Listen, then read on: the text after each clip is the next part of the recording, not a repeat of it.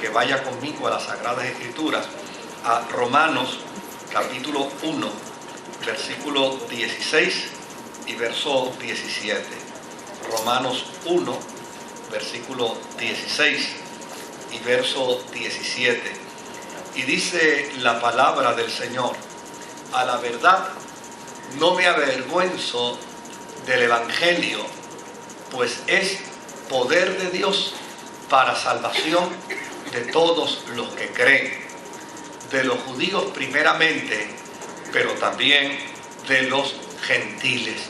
Y en el verso 17, de hecho, en el Evangelio se revela la justicia que proviene de Dios, la cual es por fe de principio a fin, tal como está escrito: el justo por la fe vivirá.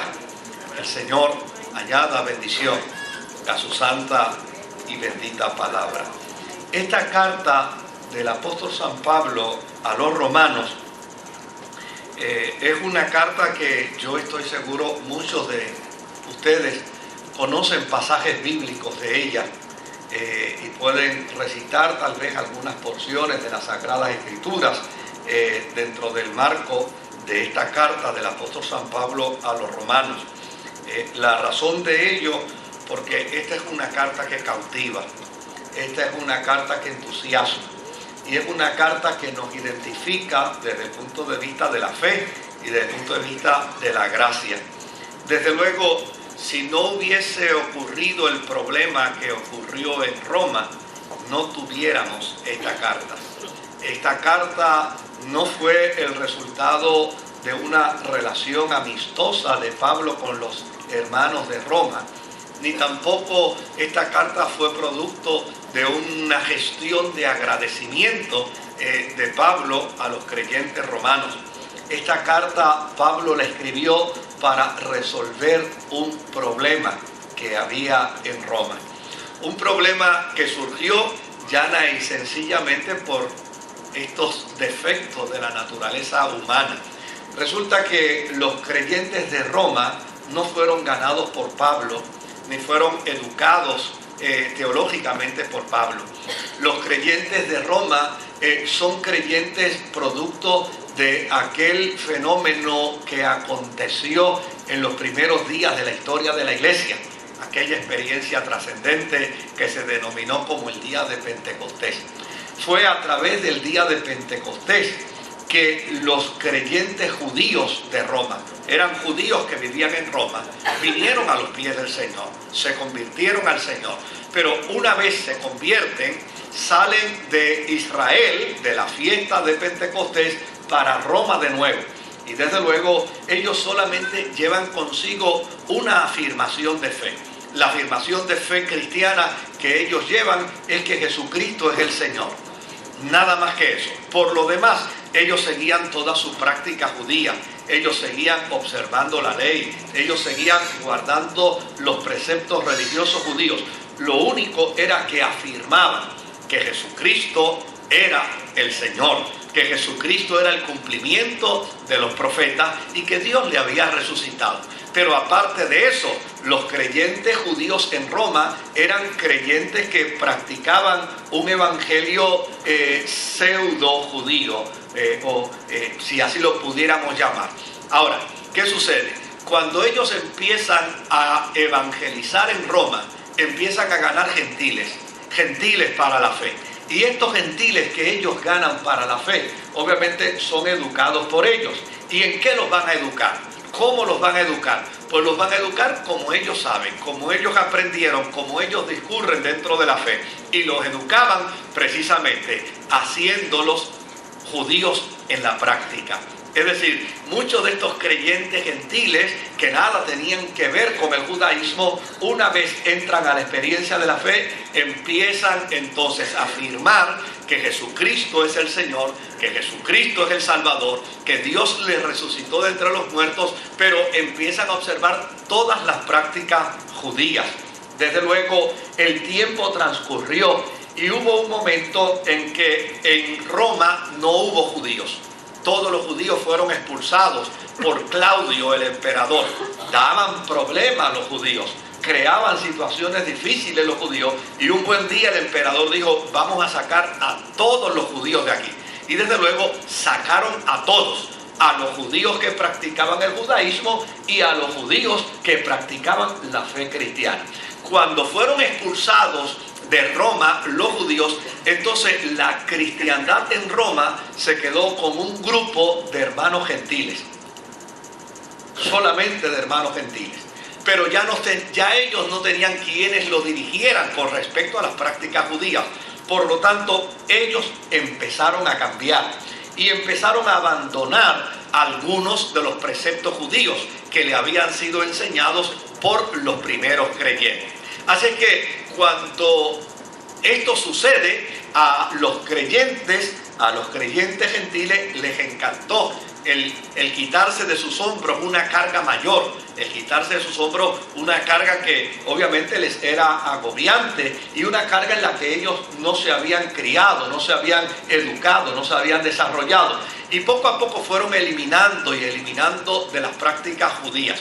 Cuando los judíos regresaron, porque el edicto claudino se eliminó y se les permitió regresar, cuando los judíos regresaron entonces a Roma, se toparon con un problema, y es que ya los creyentes de Roma se habían liberalizado. Ya los creyentes de Roma no guardaban las leyes judías ni los preceptos judíos. Y como no guardaban los preceptos judíos, entonces los cristianos judíos empezaron a escandalizarse. Y desde luego, el que se escandalizara era normal, el que se escandalizara era natural. Pero los creyentes gentiles empezaron a burlarse, empezaron a reírse de aquellos creyentes judíos que se escandalizaban por la forma como ellos ahora llevaban la experiencia cultica, que la llevaban como Pablo le enseñaba a todas las comunidades gentílicas a llevar la experiencia de la fe. Esto fue lo que provocó que el apóstol San Pablo escribiera esta carta, porque a pesar de que Pablo no ganó a esta comunidad para la fe, pero eran gentiles, eran cristianos gentiles, y Pablo se consideraba a sí mismo el apóstol ¿de quién?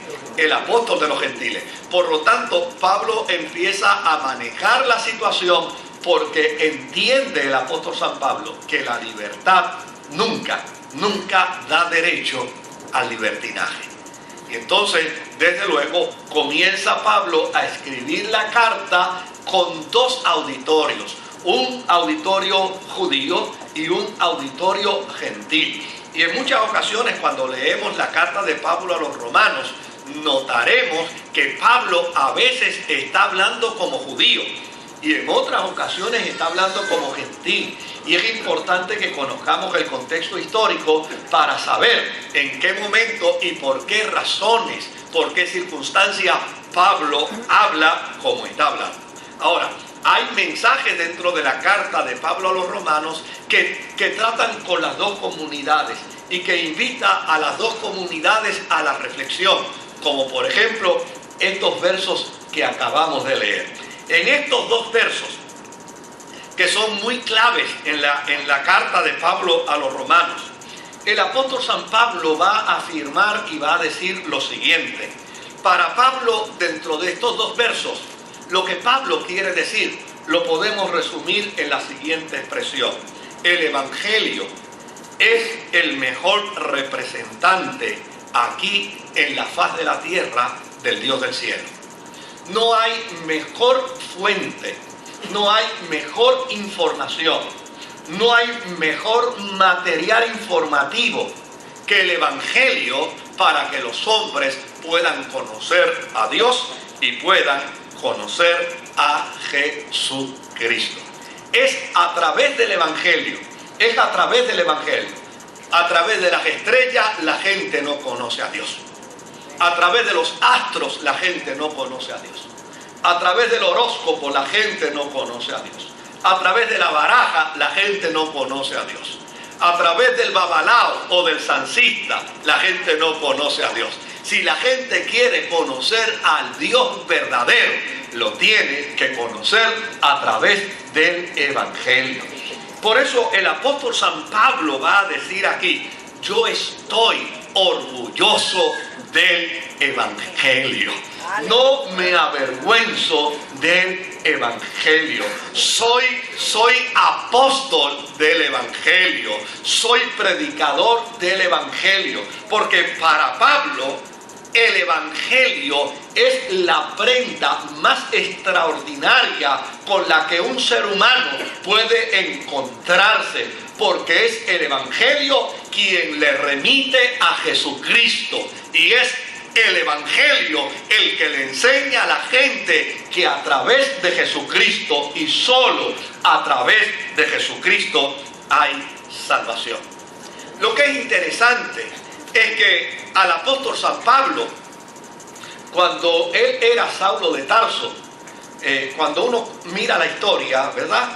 Uno puede percibir que tal vez en algunas circunstancias de la vida a Pablo le iba mejor cuando era Saulo que cuando era Pablo. Desde luego, cuando él era Saulo, todo el mundo lo respetaba. Cuando él era Saulo, todo el mundo le estimaba. Cuando él era Saulo, él tenía autoridad porque era miembro del Sanedrín, y como tal, él tenía autoridad que el Sanedrín le daba para ejecutar acciones y funciones que competen a la experiencia de la fe judía. Y esa responsabilidad, obviamente, Pablo se la disfrutó mientras era Saulo de Tarso. Ahora, cuando el apóstol San Pablo entró a la experiencia evangélica, cuando el apóstol San Pablo tuvo su encuentro con Jesucristo, el Evangelio le trajo al apóstol San Pablo una serie de conflictos, como por ejemplo la cárcel. Pablo estuvo preso por causa del Evangelio. Nunca estuvo preso por causa de ser judío. Nunca estuvo preso por representar la religión judía, pero por ser evangélico, él estuvo preso. Por el otro lado, en ocasiones tuvo que huir de ciudades por causa del Evangelio. En otras ocasiones, él era bienvenido, tal vez le recibían con una pancarta de bienvenida en los pueblos donde llegaba, pero en ocasiones, por causa del Evangelio, él tuvo que huir. De hecho, también por causa del Evangelio, en una ocasión lo sacaron de Berea, y lo sacaron de Berea por contrabando. Lo metieron casi en una canasta y lo escondieron y lo sacaron. En otras ocasiones Pablo salía por la puerta ancha, declarado ciudadano ejemplar o ciudadano del año, o le entregaban las llaves de tal o cual ciudad romana. Pero ahora, por causa del Evangelio, en ocasiones al apóstol San Pablo había que sacarlo de los lugares por contrabando. De hecho, en Atenas, por causa del Evangelio, se burlaron de él. Mientras era representante de la fe judía, ¿quién se reía de Saulo de Tarso? Pero por causa del Evangelio hubo gente que se mofó de él. De hecho, en Corinto, por causa del Evangelio, llegó un momento en que los griegos le dijeron: déjate de hablar tantas estupideces.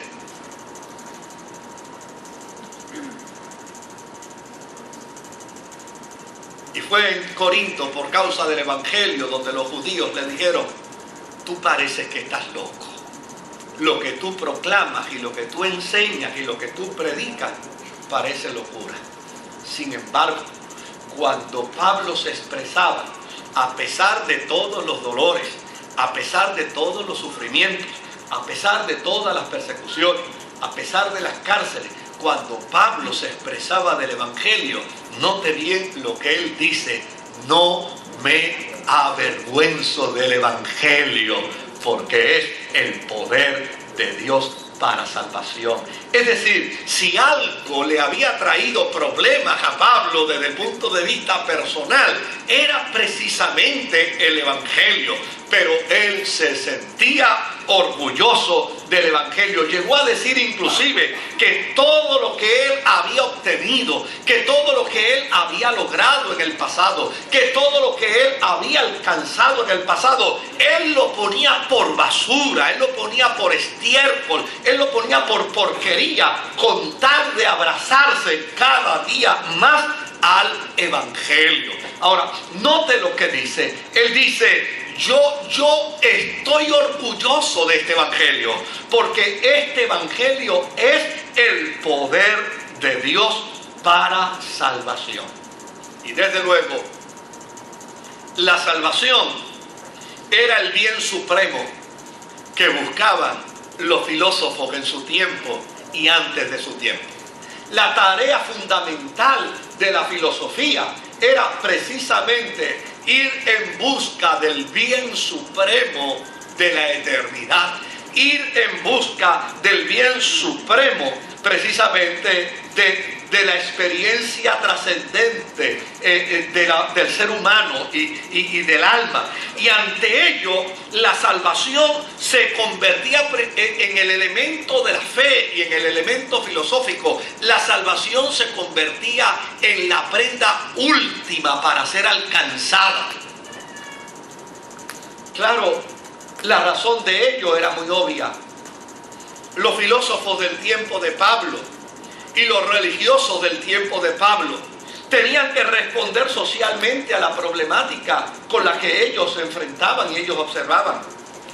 Era una debacle social, era una debacle moral, era una debacle espiritual, lo que había en tiempo de Pablo y antes de Pablo. Y desde luego los filósofos lo que hacían era buscar alguna alternativa, buscar algún paliativo, algo que pudiera servir de esperanza para el ser humano. En el tiempo de Pablo, Epicteto, que era un filósofo antiguo, él decía que la gente amaba y odiaba sus vicios a la misma vez. Y a mí me parece que eso es muy correcto. Yo he conversado con cantidad de gente que son esclavos de vicios y odian los vicios en los que son esclavos. Están conscientes que por culpa del vicio perdieron el matrimonio. Están conscientes que por culpa del vicio perdieron familias. Están conscientes que por culpa del vicio perdieron trabajos. Están conscientes que por culpa de X o Y vicio perdieron prácticamente la vida, perdieron sus sueños. Pero sin embargo, no pueden zafarse de sus vicios. A la misma vez que los odian, a la misma vez que los aborrecen, ellos llana y sencillamente están buscando en el vicio una alternativa. La filosofía del tiempo de Pablo procuraba precisamente eso, encontrarle al hombre una alternativa distinta al problema de sus vicios que provocaba tanto dolor y tanto sufrimiento. Pablo no tenía ningún problema con escuchar las posturas filosóficas en cuanto a oportunidades ofrecían al ser humano. Pero entiendas algo con perfecta claridad. Para Pablo, para el apóstol San Pablo, todas las postulaciones filosóficas podían servir hasta cierto punto. Todas las postulaciones filosóficas tenían su elemento práctico hasta cierto punto. Pero cuando se trataba de salvación, cuando se trataba de eternidad, cuando se trataba del bien del alma, del bien del cuerpo, del bien del ser, el apóstol San Pablo afirmaba con perfecta claridad que la única alternativa, oiga bien, la única alternativa que el hombre tiene para estar en paz con Dios, para estar en paz consigo mismo, para estar en paz con su semejante, para estar en paz con la naturaleza, la única alternativa que el hombre tiene se llama Jesucristo. No me avergüenzo del Evangelio, porque es el poder de Dios para salvar. Y cuando habla del poder de Dios para salvar, habla del poder de Dios para salvar en toda su dimensión. Habla del poder de Dios para salvar en toda su intensidad, porque en la experiencia de la fe cristiana, de la iglesia primitiva, salvación no solo trataba con el aspecto de la eternidad, salvación trataba también con el aspecto físico. Cuando Pablo dice, yo no me avergüenzo del evangelio porque es el poder de Dios para salvación, no simplemente está pensando en el elemento de la eternidad, él está pensando en toda la dimensión del ser humano. Él está pensando en la salvación de Dios cuando interviene en la vida de un ser humano para sanidad. En Mateo capítulo 9 y verso 21, precisamente encontramos cuando aquella mujer enferma del flujo de sangre decía, si por lo menos yo logro tocar su manto, quedaré sana. Leíamos la semana pasada que en algunas versiones dice, quedaré salva. ¿Por qué razón? Porque el Evangelio postuló desde el principio. El Evangelio postuló desde el principio que el interés del poder de Dios para con el ser humano no es solamente intervenir para su bien en la eternidad, sino que el interés de Dios con el ser humano es para intervenir para el bien del ser humano desde el momento en que el hombre reconoce a Jesucristo y le declara como Salvador. Las bondades y las promesas de Dios le acompañarán en el peregrinar de la vida. Salvación también implicaba para el apóstol San Pablo salvación del peligro. Por eso leíamos la semana pasada Mateo 8:25, donde llana y sencillamente los discípulos despiertan a Jesús en medio de una tormenta para decirle, sálvanos porque nos vamos a ahogar. Queriendo decir qué cosa, que el Evangelio es el poder de Dios para intervenir en nuestras vidas y ayudarnos en cualquier momento de peligro. ¿De cuántos peligros no hemos sido salvados? ¿De cuántos accidentes no hemos sido salvados? ¿De cuántas situaciones adversas no hemos sido salvados? La razón de ello es porque afirmamos y creemos que el cuidado providencial de Dios no es una experiencia meramente para la eternidad, sino que es una experiencia para el aquí y para el ahora. El salmista dice, yo veré la bondad de Jehová en la tierra de ¿qué? En la tierra de los vivientes, aquí, en el ahora. No es que estoy esperando las bondades de Dios cuando yo me muera y vaya a la eternidad. No, es que estoy disfrutando las bondades de Dios aquí en el presente. Para el apóstol San Pablo, salvación es salvación de toda contaminación. En Hechos capítulo 2 y versículo 40, el apóstol Pedro decía, y con muchas otras razones les exhortaba insistentemente, sálvense de esta generación perversa. Porque el Evangelio tiene el poder de salvar y de rescatar al ser humano de la contaminación social. ¿Cuántos testimonios nos conocemos hoy de hombres y mujeres que fueron alcanzados por la gracia de Dios y fueron sacados de aquellos lugares que eran antros de perdición en los que ellos interactuaban? El Evangelio tiene ese poder. También la Biblia y el apóstol San Pablo postula que la salvación que Dios otorga mediante el Evangelio es la salvación que saca al hombre de su perdición de pecado. En Mateo 18 y versículo 11, el apóstol, en las Sagradas Escrituras, Mateo 18 y versículo 11, nos plantea y nos refiere precisamente el cuidado de Dios. Miren que no menosprecien a uno de estos pequeños, porque les digo que en el cielo los ángeles de ellos contemplan siempre el rostro de mi Padre Celestial. Y se estaba refiriendo precisamente, a aquellos creyentes humildes, aquellos creyentes sencillos que están al cuidado providencial de Dios. La salvación, como Pablo la entiende mediante el Evangelio, es salvación del pecado, es salvación de la ira de Dios, es salvación que provoca al ser humano un evento de eternidad. Ahora bien,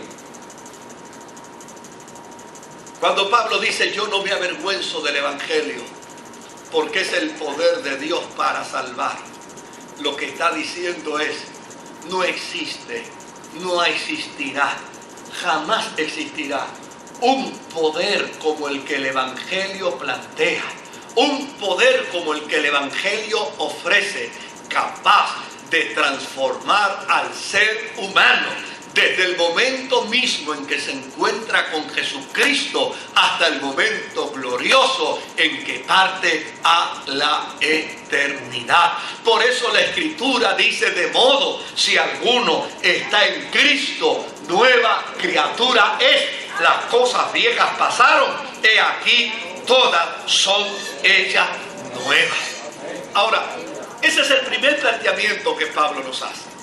No me avergüenzo del Evangelio, porque es el poder de Dios para salvar.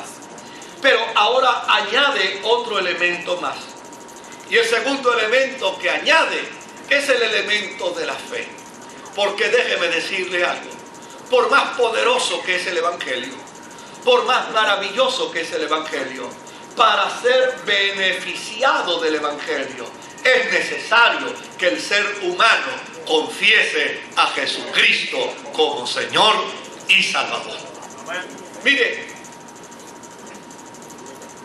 he tenido la oportunidad de estudiar sobre la fenomenología religiosa a nivel mundial. He leído bastante sobre cada una de ellas. He leído sobre la religión del budismo. He leído sobre la religión del Islam.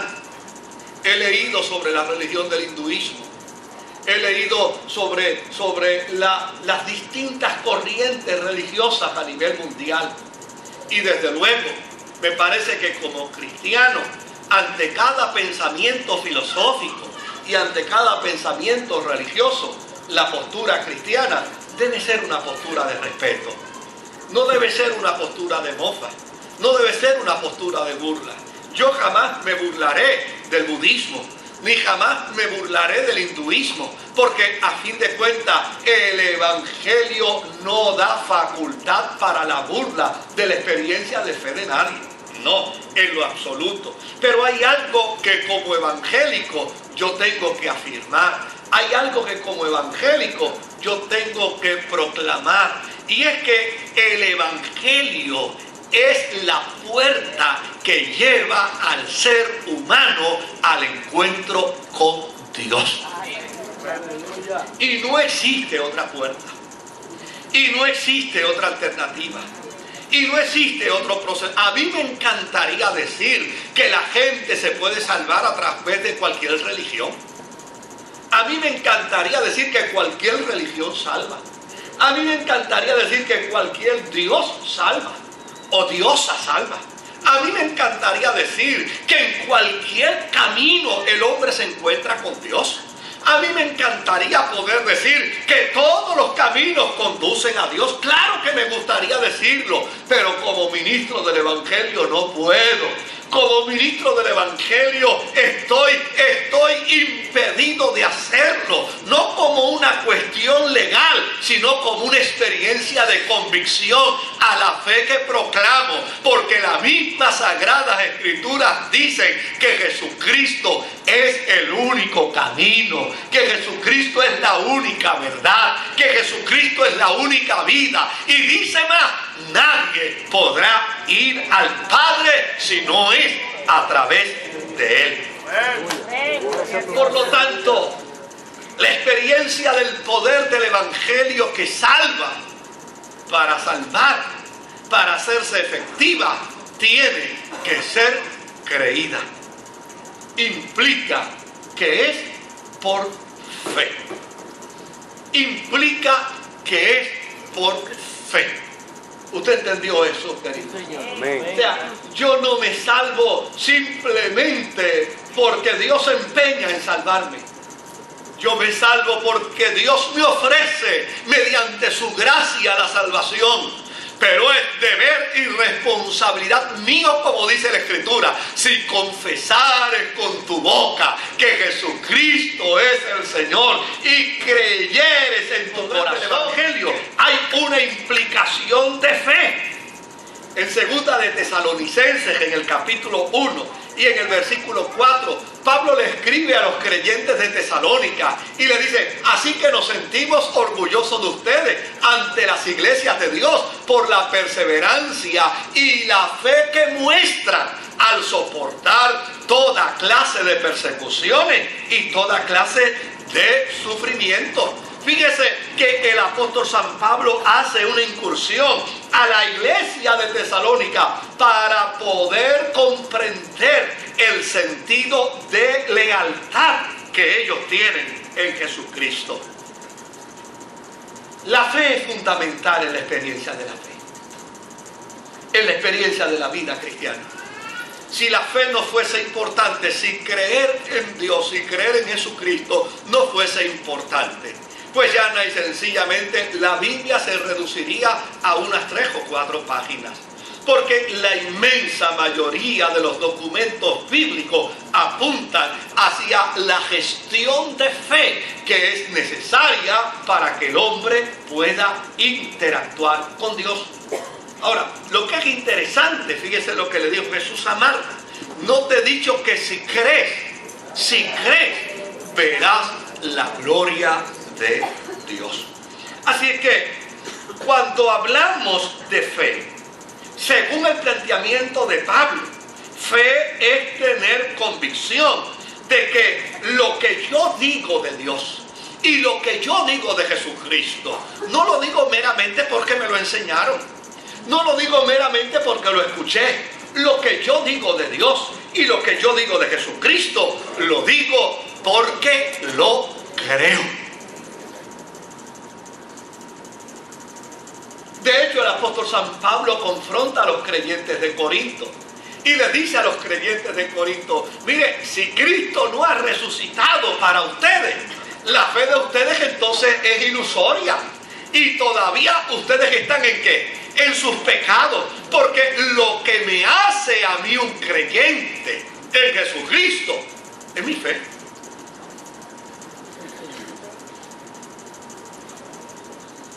Dios resucitó a Jesucristo de entre los muertos, pero si yo no lo creo, ¿qué efecto tiene?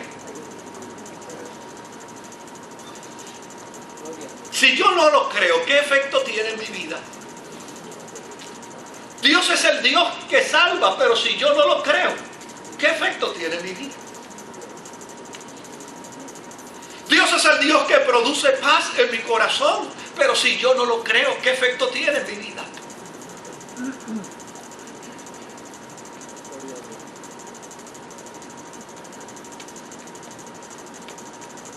La fe es algo que va más allá de lo que vemos. En 2 de Corintios, en el capítulo 5 y en el versículo 7, el apóstol San Pablo dice que vivimos por fe, no por vista.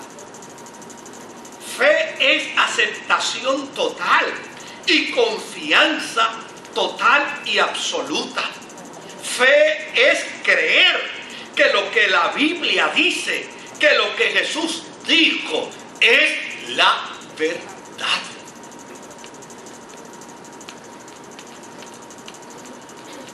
Para el apóstol San Pablo, cuando alguien escucha el Evangelio y cree al Evangelio, el creer implica que debe entregarse incondicionalmente a Dios. Eso es fe.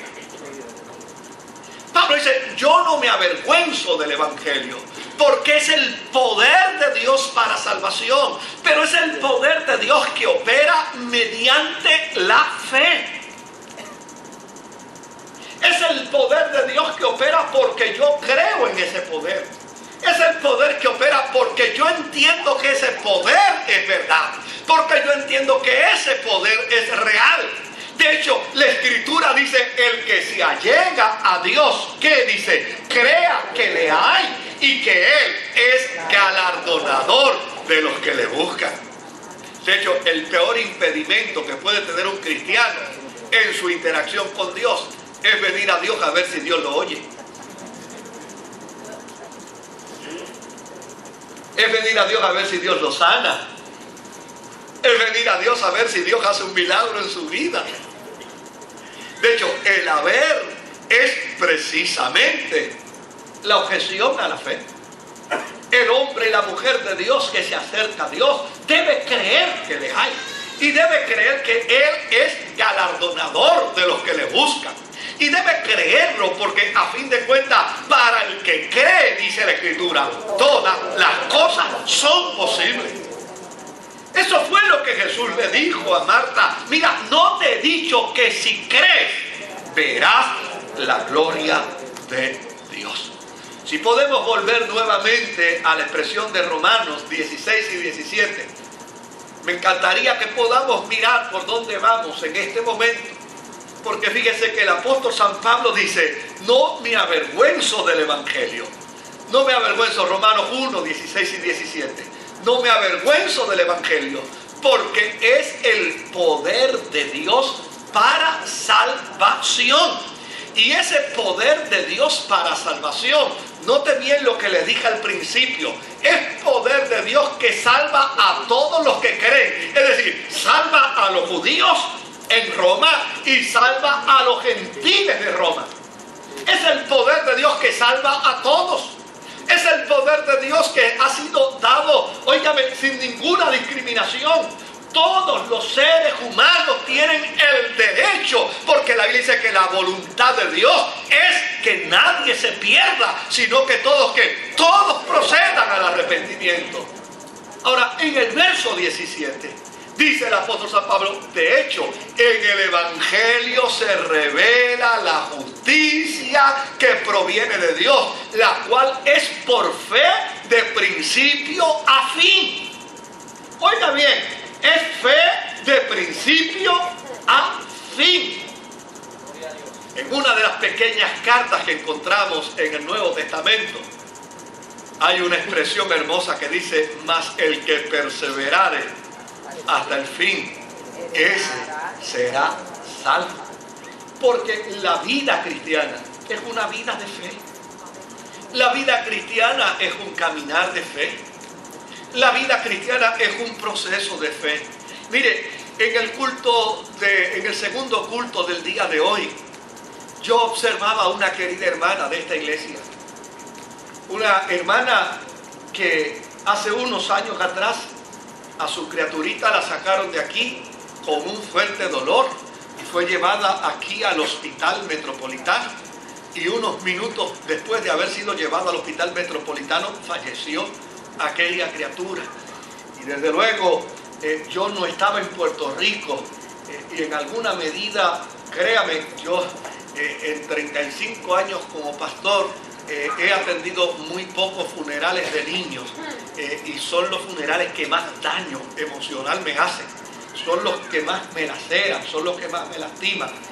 Por alguna razón muy particular es así. Y cuando yo supe la noticia de que esa criaturita de nuestra hermana había fallecido así de una muerte súbita, repentina, pues obviamente yo decía, Dios mío, qué dolor intenso, porque los hijos estamos preparados para ver a nuestros padres partir. Pero los padres no estamos preparados para ver a los hijos ni para ver a nuestros nietos partir. Cuando esa experiencia adviene, debe ser excruciante, debe ser un dolor que taladra el alma, que rompe el alma. Y yo veía a esta mujer hoy sentada por esa esquina, levantando sus manos y adorando al Señor. Y yo me quedé observándola por un rato y decía, Dios mío. Pero mira qué esperanza más gloriosa hay en el rostro de esa mujer. Mira qué expresión de confianza. Mira qué dimensión de fe. Estábamos cantando un canto de adoración a Dios, donde afirmábamos la esperanza, donde afirmábamos la paz, donde afirmábamos la comunión con el Eterno. Y ella, bañada en lágrimas, con sus manos en alto, afirmaba lo mismo que tal vez el que estaba al lado suyo, que lo afirmaba por otras razones. Tal vez lo afirmaba porque todo le había salido bien en la semana. Tal vez afirmaba la bondad de Dios porque había logrado, qué sé yo, algún bienestar en su vida esta semana. Pero esa mujer afirmaba la bondad y el amor de Dios, no bajo las mismas razones del que estaba a su lado. La vida cristiana es un peregrinar de fe.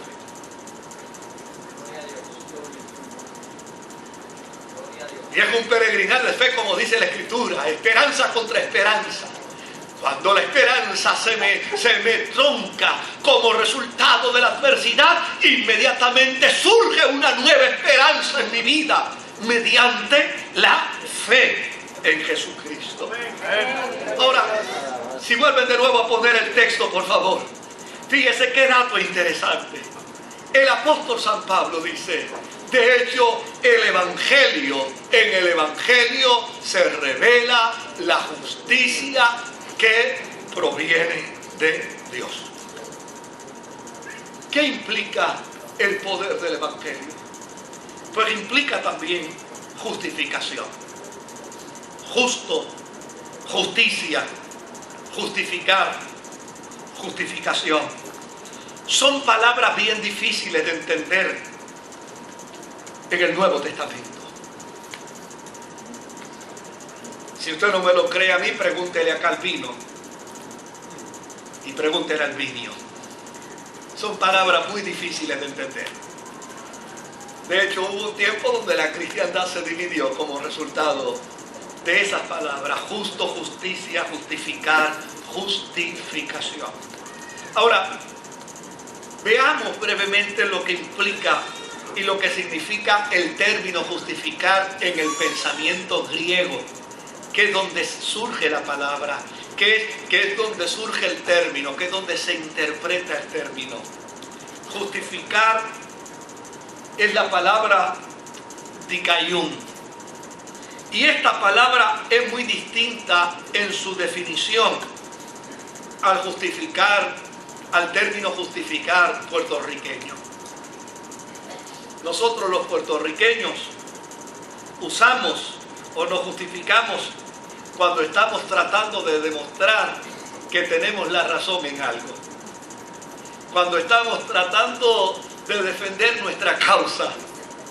Entonces nosotros interpretamos que esa acción es una acción donde la persona se está justificando. Y así es como se lo decimos, ¿verdad? Decimos: oye, pero no te justifiques más. Claro, el término dikaion en griego, justificar, no quiere decir eso que nosotros interpretamos cuando juzgamos a alguien que se está justificando. El término dikaion quiere decir que no tienes por qué probar que tienes razón, porque se te va a tratar como si la tuvieras. Eso es lo que significa el término justificar. Quiere decir que no tienes por qué probar que tienes la razón, porque a fin de cuentas se te va a tratar como si la tuvieras. Por lo tanto, no tienes que venir ante Dios con excusas. No tienes que venir ante Dios con cuentos. Mejor es que vengas con la verdad, porque a fin de cuentas se te va a tratar como si fueras un santo. Eso es lo que quiere decir el apóstol San Pablo cuando dice que el Evangelio nos justifica frente a Dios. Lo que quiere decirnos es que Dios justifica al pecador, no porque le da la razón por su pecado. Dios no justifica al pecador, no porque dice: bueno, a fin de cuentas, tú serás malo, pero yo te veo bueno. Y como tal, tú debes proceder y tú debes creértelo. No. Es más bien, es que Dios trata al pecador como si nunca hubiera pecado. Por eso Pablo dice: yo no me avergüenzo de este evangelio. De un evangelio que salva en toda la dimensión. De un evangelio que invita, porque es un evangelio de interacción, es decir, invita al hombre a interactuar con Dios mediante la fe, para que pueda entender la grandeza de la salvación. Y es un evangelio donde Dios nos trata no como si fuéramos enemigos, sino como sus amigos. Si en esta noche se convirtiera en este altar el hombre más bueno de este país, que tal vez para algunos dirían, no sé por qué tiene que pasar así, eso es lo mejor del mundo. Pero si junto a él se convirtiera en esta noche el más malo, del que también han dicho, a este no lo salva nadie. Si ambos vinieran hoy al altar a convertirse, el más bueno y el más malo, ¿sabe lo que haría el evangelio? Los trataría a los dos por igual. Gloria a Dios. Eso es lo que plantea el apóstol San Pablo cuando habla de la justicia de Dios. La justicia de Dios, es decir, la justificación, lo que plantea es que Dios interviene con el ser humano mediante el evangelio, no como un hombre o una mujer a la que hay que destruir, sino como a un hombre o a una mujer a la que hay que salvar. No me avergüenzo de ese evangelio. No me avergüenzo del evangelio que puede tomar el corazón del hombre más noble, el corazón de la mujer más noble, y puede tomar el corazón del hombre más pecaminoso y de la mujer más pecaminosa, y ambos los puede acercar a su corazón. No me avergüenzo del evangelio que puede mirar al ser humano con la dignidad con la que él mismo no se miraría. No me avergüenzo del evangelio que tiene compasión del que dice, ten piedad de mí, porque soy pecador. No me avergüenzo del evangelio que tiene una acción de misericordia para el hombre y para la mujer que se cae. No me avergüenzo del evangelio que tiene una acción de bondad, porque cuando el hombre se confiesa malo ante Dios, Él lo trata como si nunca hubiera habido maldad en él. Aleluya. ¿Se da cuenta por qué Pablo está orgulloso del evangelio? Gloria a Dios. Pues ese es el evangelio del que nosotros debemos sentirnos orgullosos. Ese es el evangelio que a nosotros nos debe generar complacencia. Ese es el evangelio que a nosotros nos debe estimular a compartirlo.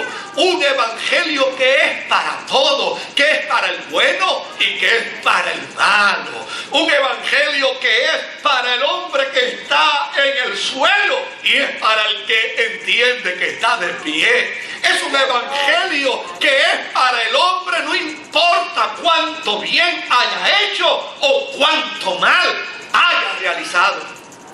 Es el evangelio que alcanza al ser humano, porque a fin de cuentas, Pablo dice, somos salvos no por nuestros méritos, sino por creer que el amor de Dios nos perdona. Y se remite a una expresión de Habacuc en el capítulo 2 y versículo 4.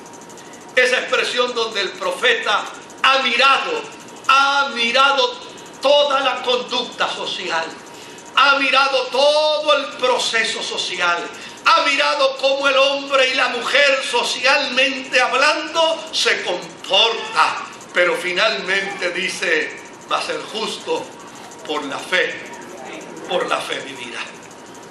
Es el evangelio. Y usted dirá, ¿y por qué es que tengo que tener fe para interactuar con Dios? Porque esto no es un monólogo, porque esto es un diálogo. ¿Y por qué tengo que tener fe para poder ver los milagros de Dios? Porque cuando tú tienes fe, hoy precisamente alguien me detuvo en un lugar y me dice: oiga, pastor, es que usted una vez explicó, pero a mí se me olvidó ya por completo. Pregúnteme a ver si no se me ha olvidado a mí también, porque es probable. Pero entonces me dijo: es que una vez usted estaba hablando del momento cuando Abraham le llevó a Isaac al sacrificio, y allí Abraham levantó el puñal para matarlo, y allí se probó que Abraham tenía fe. Y entonces me decía: oiga, aquí usted dijo algo sobre de eso. Y yo le decía: yo me acuerdo que fue lo que dije, pero es que no me acuerdo, pero eso me hizo mucho sentido. Yo le dije sí en aquella ocasión, que cuando esto sucedió, Dios no estaba probando la fe de Abraham. Dios estaba permitiéndole a Abraham que se probara a sí mismo su fe en Dios. ¿Usted puede entender eso? Amén. O sea, Dios le estaba dando a Abraham la oportunidad. Aquí tienes, mi hijo, la oportunidad. Prueba cuánta fe tú tienes en mí. Y Abraham le probó a Dios que tenía toda la fe del mundo, al punto que pudo levantar el puñal, al punto que ya iba a hacerlo descender, pero todavía tenía fe en el Dios que provee. Querido, Pablo dice: yo no me avergüenzo de este evangelio. Un evangelio donde ¿quién soy yo para interactuar con el Eterno? ¿Quién soy yo para decirle al Eterno: te creo en ti, creo en tu poder, creo que puedes cuidar, creo que puedes salvar, creo que puedes hacer milagros, creo que puedes hacer maravillas? ¿Quién soy yo para poderle decir? Óigame, porque eso se lo digo yo a mis niños, eso se lo digo yo a mis nietos: yo creo en ti, dale asco, yo creo en ti. Pero yo se lo estoy ahora diciendo a Dios: Dios, yo creo en ti. Yo creo que tú tienes el poder para levantarme. Yo creo que tú tienes el poder para salvarme. No me avergüenzo de ese evangelio, porque es el poder de Dios. Si usted concurre conmigo en esta noche, el poder más grande que hay sobre la faz de la tierra no son las bombas que las naciones y los poderosos han creado. El poder más grande que hay sobre la faz de la tierra no es un tifón. El poder más grande no es un maremoto.